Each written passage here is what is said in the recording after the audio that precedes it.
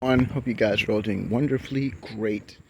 I was out here in the yard just kind of putting things away for fall, giving them a little extra water and taking care of things, when I noticed one of my fig trees was loaded with figs. And I'm really trying to locate it. Oh, here it is, here it is. So this is a video that this is a fig that we've made a video about once before. So this will serve as a mini part two to that, and that is the Sangue Dolce, which I was very pleasantly surprised at how sweet it was. And I'm noticing that it's got quite a few figs that are good to go. This one is definitely good to go, and this one certainly is good to go. So we've got these two beautiful figs.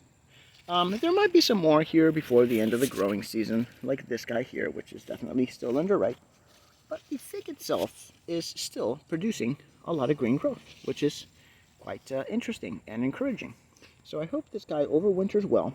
I'll probably end up taking some of these thinner cuttings to propagate indoors, and I'll make a video about that. I'll show you guys my propagating technique, which is absolutely successful and just flawless, pretty much amazing success rate, very close to 100%, and very easy to do. And yeah, so let's take these inside. We'll do a quick weight test and a taste test, and that'll be it for this video. I'll try to keep it really short. You can see, by the way, before I do that, how tight the eye is on both of these figs. I mean, it does not get tighter than that. And if I remember correctly, we had the same experience in the first video as well. The figs were just beautifully delicious on the inside, and also the eye was just very tight. So hopefully that means that if we do get some later in the year, maybe in October, and with the eye so tight, they will not spoil if it does end up raining. So, all right, let me take these inside, guys, and we'll try them out. Guys, so here we are back inside, and I'm going to go ahead and weigh these individually. This first one comes in at 14 grams, which is kind of disappointing because this next one will be much lighter than that. Yeah, it's like 10 grams smaller than a Celeste. And yeah, they are definitely smaller looking figs, and this could be for many reasons. One of them is that this is a very young tree that I'm surprised it's even producing that many figs. And the second reason is we are towards the tail end of the growing season, so that could very well affect the size and vigor of these of the tree and the fruit. So let's go ahead and cut these open and see if they are as pleasant an experience as the first batch, which, if I recall, was very sweet. All right, so let's cut this first one. Now, this first one is it is the more ripe of the two, whereas this other one here is a little more underripe. So here we go. Oh yeah, we can definitely see half of that skin, half of that fig is skin, so that's not going to make for a very good experience, and much less here. The skin is much less pronounced. So let's begin from the tree ripened one, and then we'll move on to the not so pleasant looking Sangue Dolce. Wow. Okay. Yeah, this is pretty good. It's got a lot of forward sweetness. Figginess in the Mount Etna-type sense. It is a pleasant fig. I would not categorize this as maybe my top 15 or 20 figs, but it's definitely a keeper. I won't get rid of it anytime soon.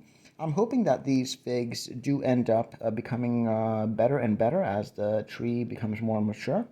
But it is a rather sweet cultivar so far as the Mount Etna types goes, okay, which are a little more tangy and berry-like. So in terms of Mount Etna figs, yes, this is very good. If you could cross a Celeste fig with a Mount Etna, you will probably get something like this, okay? So a nice, sweet, forward fig with a Mount Etna type figginess towards the end. Now let's try the underripe one, and hopefully this is edible and it's not too latexy. Oh yeah. Absolutely, yeah. The good thing about this is that the skin taste profile does not hit you until the very end, towards the end swallow, so to speak. So it makes for a very pleasant experience overall, but you do get a little bit of that underripe skin latexy taste towards the end. Okay, but I would not say that this is an unpleasant experience overall. Okay?